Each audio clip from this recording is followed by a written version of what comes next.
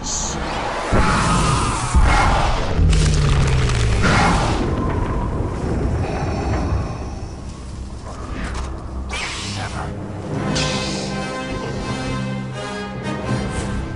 Rated T for Teen. Hey guys, welcome back to the Ion Sheridan Gaming section. I'm Ken Shaljo, and that video was Star Wars Force Unleashed 2. Thank you very much to IGN.com for that trailer, and the upcoming trailer I'm about to show you featuring gameplay is from GameSpot.com. Now before I go on, I do want to make a quick mention and a very brief shout out to ScreenFlow. It's the program I'm using to capture my screen and my beautiful face for you guys. I was trying to use QuickTime X, which came with my Snow Leopard upgrade. The quality wasn't that great, it skipped, it had a lot of segments that it deleted, I had to add annotations, it wasn't that great, so currently I'm using the free trial of ScreenFlow. The full version is quite expensive. I don't know if I'll be able to shell out the money for that once my trial runs out.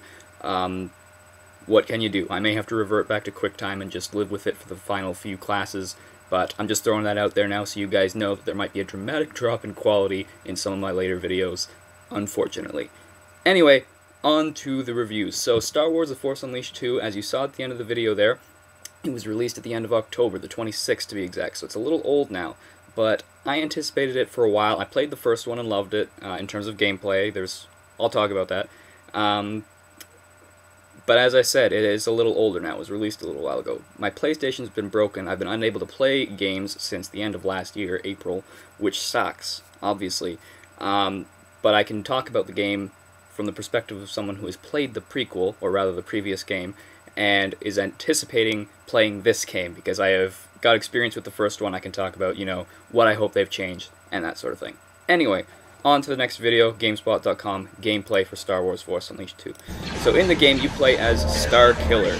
He is Darth Vader's secret apprentice, and he's ridiculously powerful.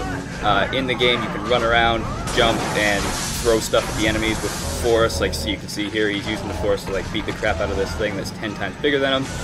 You can shoot lightning at him, you can use your dual lightsabers. In the first game, you only had one.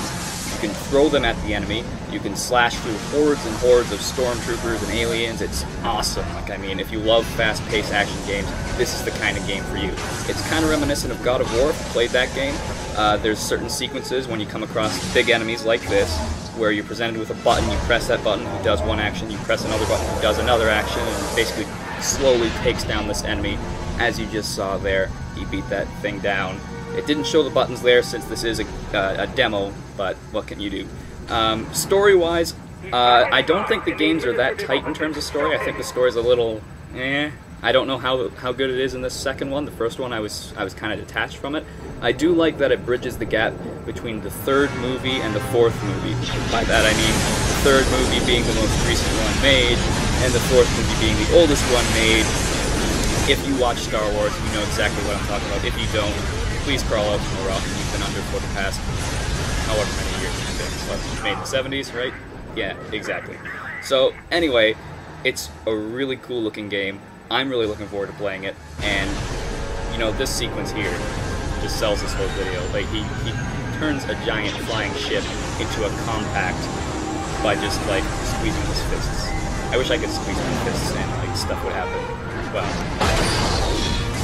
PG-13. Anyway, so that's Star Wars The Force Unleashed 2. That's one of the new games that I wanted to talk about. On to a bit of a throwback. Thanks again, GameSpot, for that video.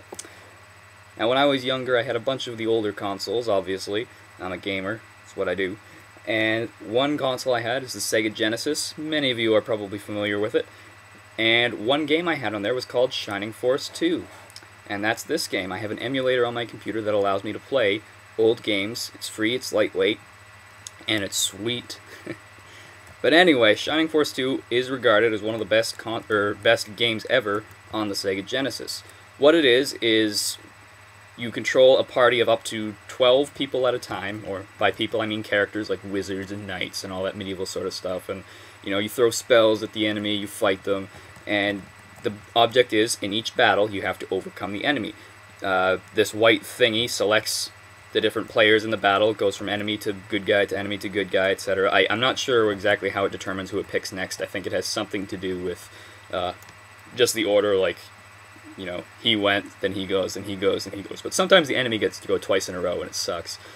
But anyway, other than like a few minor little glitches, it's a lot of fun for a game that was released in 1993, and it's old, right? Well, not that old, but it's a lot of fun. It's definitely a good time waster. Well, time waster, time filler.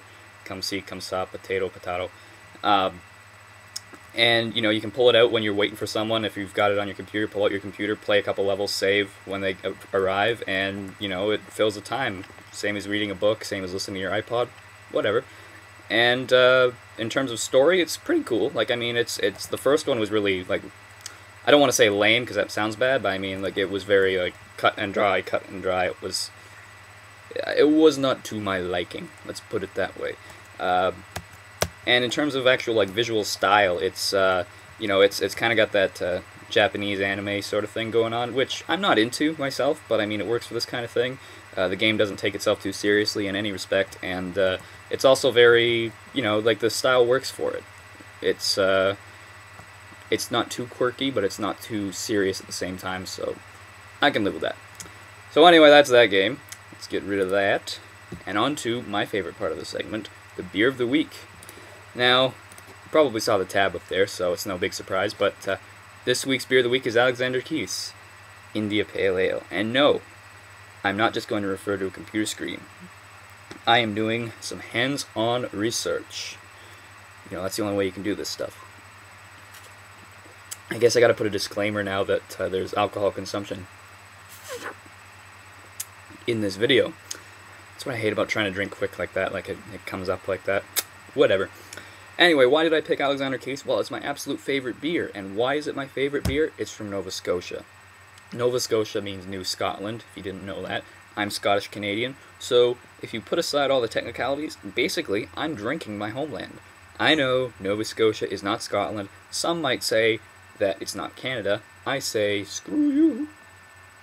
Anyway, it's an India Pale Ale, which uses a very precise method of brewing. I'm not going to get into it because I'll be here all night, but Alexander Keith's actually does it a lot differently than most pale ales, which gets it criticized a lot in beer competitions and beer tasting and everything. Like, they say, well, it's not really a real pale ale because I brew it like this instead of like this, and that's why it's a lot smoother than most pale ales. If you go down to the States and ask for an IPA, it'll be a lot, what's the word? It'll be sharper than Keith's. Like, I mean, it's not as smooth. They're okay, but they don't hold a candle to Keith's. When I went down there over the summer, the only beer that came close to it, or the only pale ale, rather, that came close to it, was called Rolling Rock. So if you're in the States, especially around Boston and that area, that's where I had it. Look up Rolling Rock. It's not bad. It's good like this. Well, not as good as this, obviously, but it goes down easy, and it's a good drink. So, yeah, here's your beer of the week. I'm going to finish enjoying this. I'll see you guys next week. Hopefully I'll still have screen flow so I can keep the quality up, and hopefully next week my video won't go this long. I do apologize for the length, but I hope you enjoyed yourself as much as I did. See you later, guys. Have a good one.